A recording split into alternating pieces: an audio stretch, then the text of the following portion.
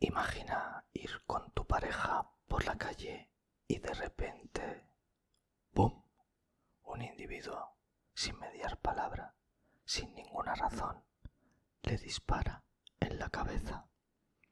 Este era el modus operandi de Alfredo Galán Sotillo, más conocido como el asesino de la Baraja. Hoy, en el abismo, uno de los casos más conocidos y que más miedo causó en España durante los primeros meses de 2003. Desde el primer momento que escuché sobre este caso, me quedé flipando. Ocurrió bastante lejos de donde yo vivo, la verdad, pero es que nunca sabes hasta dónde puede llegar un tipo así, y generó mucho miedo. Vamos a ponernos en situación. Voy a contar primero un poquito sobre la vida de esta persona. Alfredo Galán Sotillo nació el 22 de diciembre de 1977 en Puerto Llano, Ciudad Real. Estudió educación primaria en el Colegio Salesianos San Juan Bosco y secundaria en el Instituto Juan de Tábora. Sus maestros lo recuerdan como un estudiante introvertido, el típico chavalillo tímido y poco hablador. Todos hemos conocido a alguien así, ¿verdad? Pero ¿quién puede imaginar que de ahí vaya a salir un monstruo? En septiembre de 1998, poco antes de cumplir 21 años, entró en el ejército de tierra, en la base militar de El Goloso, Madrid, en la rama de infantería mecanizada, donde llegó a ser cabo y posteriormente cabo primero en la división acorazada Brunete, la división mejor armada y más potente de España, y muy reconocida. Entre los años 2000 y 2002 participó en un par de misiones en Bosnia. Después, en el año 2003, tras la catástrofe del Prestige en Galicia, que todos tristemente recordamos. Para quienes no lo sepan, fue un barco petrolero que se partió en dos, derramando una cantidad terrible de petróleo, provocando uno de los mayores desastres ecológicos de la historia de España. Su unidad fue traída de Bosnia a Galicia para limpiar ese derrame de petróleo conocido como chapapote. A partir de aquí es donde diríamos que la cosa se empieza a torcer. Parece ser que suspendió las pruebas de acceso a sargento y después las pruebas físicas de acceso a la Guardia Civil. Entre esto y tener que limpiar chapapote, parece ser que el asunto no le hizo mucha gracia y empezó a tener problemas. Robó un coche en el ejército y tuvo problemas con sus superiores. Estos lo enviaron al Hospital Central de la Defensa Gómez Ulla de Madrid, donde se le diagnosticó neurosis y ansiedad y le dieron medicación para tratar estos problemas. Pero parece ser que la mezclaba con bastante alcohol, provocando una auténtica bomba en su cabeza que no tardaría mucho en estallar. Ya sabiendo la que estaba liando e imaginando que no iba a durar mucho tiempo en el ejército, empezó a buscar trabajo y efectivamente en marzo de 2003 le echaron del ejército y encontró trabajo como vigilante de seguridad en el aeropuerto de Barajas. Menudo cambio más radical, menudo bajón para una persona así. Sus crímenes los empezó a cometer un pelín antes de todo ese cambio, en enero de ese mismo año. Vamos con ellos. El primer caso que se asoció al asesino de la Baraja ocurrió el 24 de enero de 2003. La víctima fue Juan Francisco Ledesma,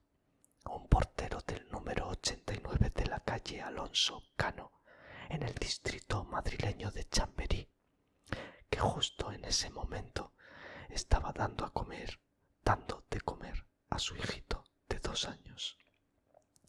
Imagínate el trauma para ese pequeño, viendo cómo un desconocido le quitaba la vida a su padre de una forma tan violenta y sin previo aviso.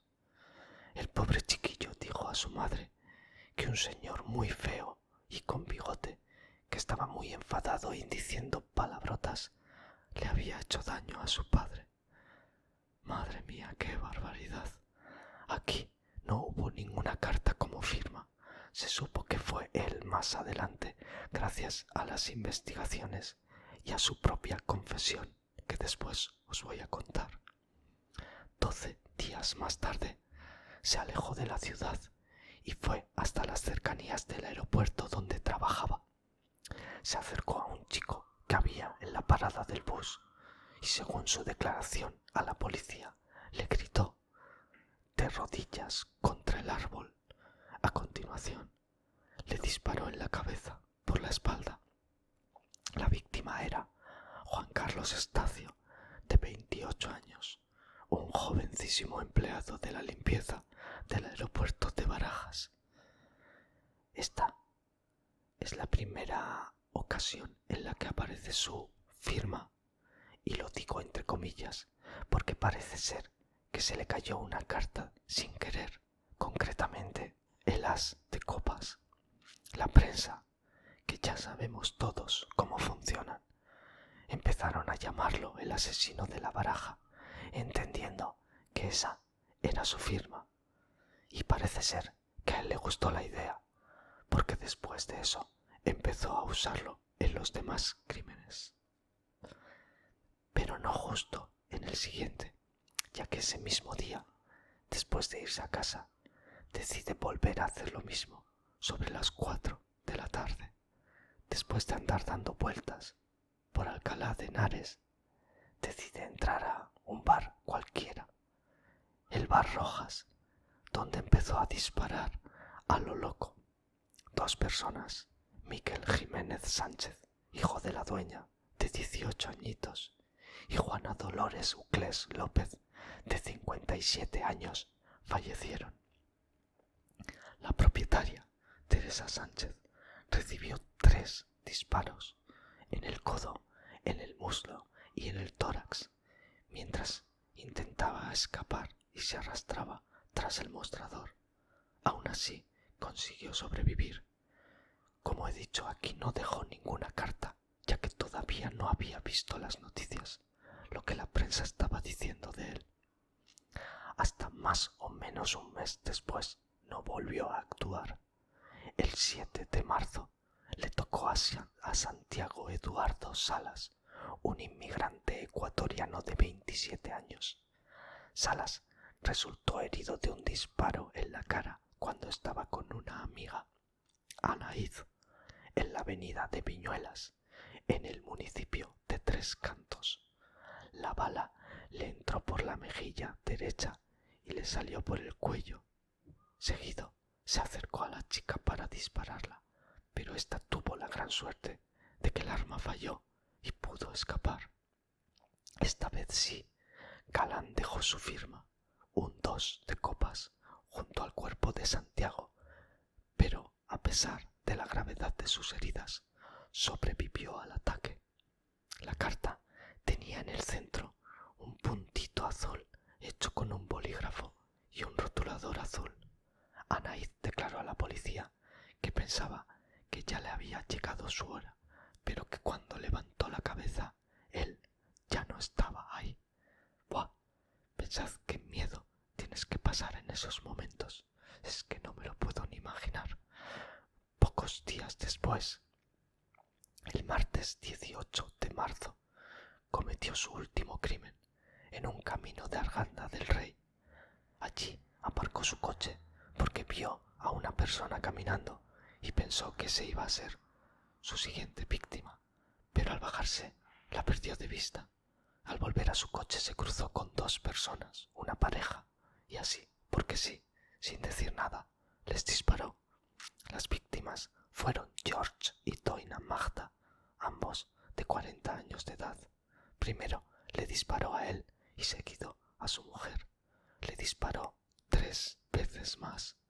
2 de los proyectiles la alcanzaron en la cabeza desde una distancia de apenas 4 centímetros. Murió a los 2 días. La trayectoria de las balas era ligeramente descendente, lo que confirmaba la hipótesis de que el agresor debía de ser una persona alta. Esto es lo más flipante del asunto y lo que más miedo daba, sobre todo en aquel entonces, que le daba igual una persona que otra. Daros cuenta que aquí se fijó en alguien, pero al no encontrarle, disparó a las siguientes personas que vio. Podía haber sido cualquiera. Normalmente estas personas suelen cometer sus delitos contra el mismo tipo de gente. Suele haber un patrón, pero aquí nada. Lo hacía porque sí, y le daba igual a quién pillar. Esto también hizo que las labores policiales fueran muy difíciles. Solo había una cosa en común en todos ellos, aparte de las cartas, claro, y es que el arma usada era una pistola Tokarev TT-33, un arma muy característica y que no se encuentra en España. Es por ello que centraron la investigación en los países que usan y fabrican estas armas, los países del este, y por ese motivo sospecharon que el autor podía ser un militar que hubiera estado en misiones en esos países. Se pidió un listado al Ministerio de Defensa con todos los militares que hubieran participado en misiones en esos lugares y otro con los militares que padecieran algún trastorno psiquiátrico. Y ahí, efectivamente, aparecía el nombre de Alfredo Galán, un exmilitar de 26 años que había estado en varias operaciones humanitarias en Bosnia y que había vuelto con un serio trastorno de ansiedad. Pero de repente, en mitad de la investigación, la tarde del 3 de julio de 2003, en la comisaría de la Policía Nacional de Puerto Llano, su ciudad natal, aparece un individuo borracho diciendo que él es el asesino de la Baraja. Y efectivamente era él, pero al principio no le creyeron, no le hicieron ni caso. Un borracho que entra diciendo cosas en comisaría, increíble, pero él seguía insistiendo, así que al final le pidieron algún dato y él dio algo que solo podían saber los investigadores y el propio autor. ¿Os acordáis del puntito azul ese que os he dicho en una de las cartas, verdad? Pues efectivamente esa fue la clave, ya que ese dato no salió en las noticias.